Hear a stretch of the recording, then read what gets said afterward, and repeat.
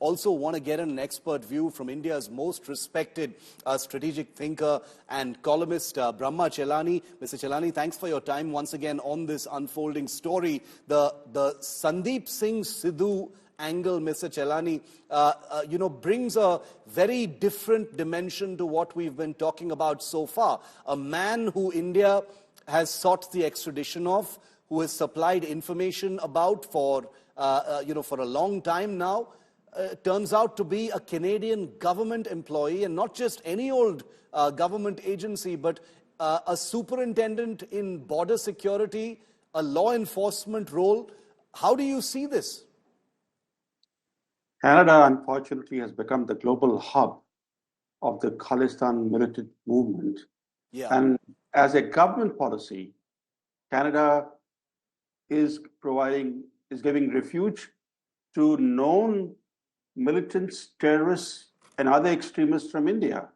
In fact, it's also giving visas to known gangsters despite Indian government warnings. This is the irony of it, that the Indian Foreign Minister has said on record that despite Indian government warnings, specific individuals from Indian Punjab who are known to be gangsters have been given immigration visas by Canada. And the Indian ambassador to Canada, the High Commissioner Sanjay Verma, before he left Ottawa, he said in an interview to Canadian media that Khalistani extremists and terrorists are deep assets of CSIS.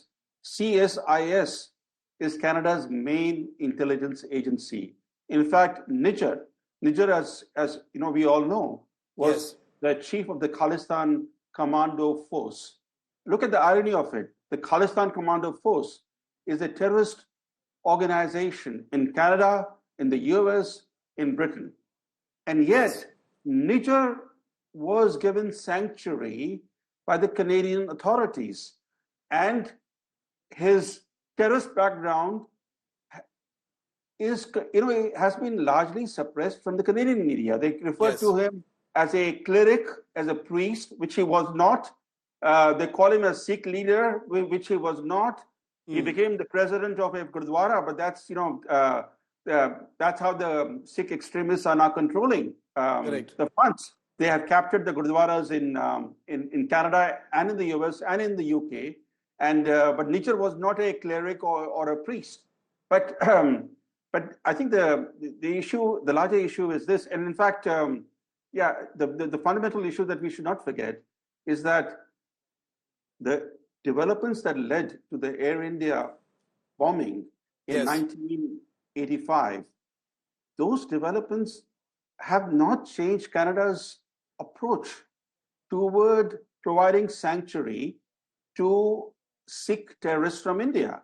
These Khalistanis who blew up the Air India Flight 182, according to two separate Canadian inquiries, the mastermind of that bombing, Talvinder Parmar, was provided sanctuary, and India's request to Canada to extradite him was refused. Ultimately, despite that bombing, in fact, there were two bombings of two separate Air India flights. One misfired and killed two baggage handlers. But despite these twin bombings, not a single perpetrator was brought to account by Canada. Talvinder Parmar was ultimately killed by police in India after he sneaked into Punjab from Pakistan. But look at the irony of it, that a terrible terrorist act happens, and it took Canada 21 years to set up a commission of inquiry into the bombing. And I think, in a way, history is repeating itself. To some extent, we should blame the Indian governments. Successive Indian governments led Canada off the hook after the Air India bombing. There should have been sustained pressure on Canada for accountability, for bringing to justice the perpetrators of those twin bombings, which we did not. We exerted no pressure on Canada. And today, Canada has become the international epicenter of the Khalistan movement. It's not just the demand for Khalistan. If it's a peaceful demand for Khalistan, there wouldn't be such an issue. The fact is that these people are glorifying terrorism, and regularly, at regular intervals, they are making terrorist threats against India.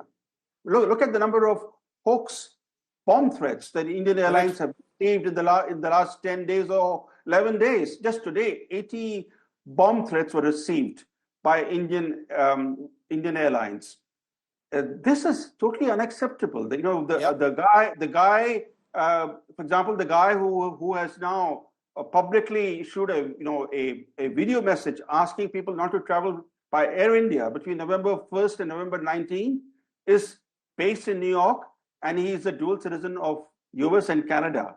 Correct. Now, how would the US react if somebody who was designated by the US as a terrorist was based in India and issuing these kinds of threats against American airlines or Canadian airlines? Absolutely. And I think we need to exert pressure on both Canada and the US because they are working in tandem. Yeah. How does that happen, Mr. Chellaney? In the context of both the Sandeep Singh Sidhu angle and the other things that you've just mentioned, and completely accepting that successive governments have let Canada off the hook, whether it comes to the bombing of Kanishka or the recent cases that we're talking about right now, including Sandeep Singh Sidhu, what should the Indian government do next? How does it give it back and ensure that Canada and the US don't get off the hook? Well, first we need to stop being reactive and defensive. Why are we defensive? Look at this guy Pannoon, who sits in New York, and he's been making terrorist threats against India. Correct. Now, earlier he threatened New Delhi airport. According to Indian agencies, he threatened to disrupt Indian railways, etc. This is unacceptable. The fact that somebody releases a video message and warns people not to travel by Air India between specific dates, and yet there's no statement from the government of India asking the US to extradite him or bring him to justice. We should make the demand. For example, in the case that of Mr. Sidhu in Canada, the fact that Mr. Sidhu is an officer of the Border Security Agency, and that he's wanted in India for terrorist crimes, this is an issue that India should be raising. Not just a statement here or saying that this information has been shared with Canada. There has to be sustained pressure on Canada. There's so many of these elements in Canada and in the US. In fact, that reminds me of what the then Prime Minister Indira Gandhi said a few months before she was assassinated. She said publicly that the CIA was involved in training and arming Khalistan terrorists in Pakistan. In other words, the CIA was working with ISI, according to Mrs. Gandhi. Yes. What she said, and look at the developments that followed. Her killing, now we are talking about the painful memory of the Air India Flight 182 bombing. All these developments could have been averted had successive Indian governments shown a spotlight on Canada's role, on Canada's status as the hub of militant Khalistan movement, especially of Khalistanis who glorify violence and terrorism and who make terrorist threats against India.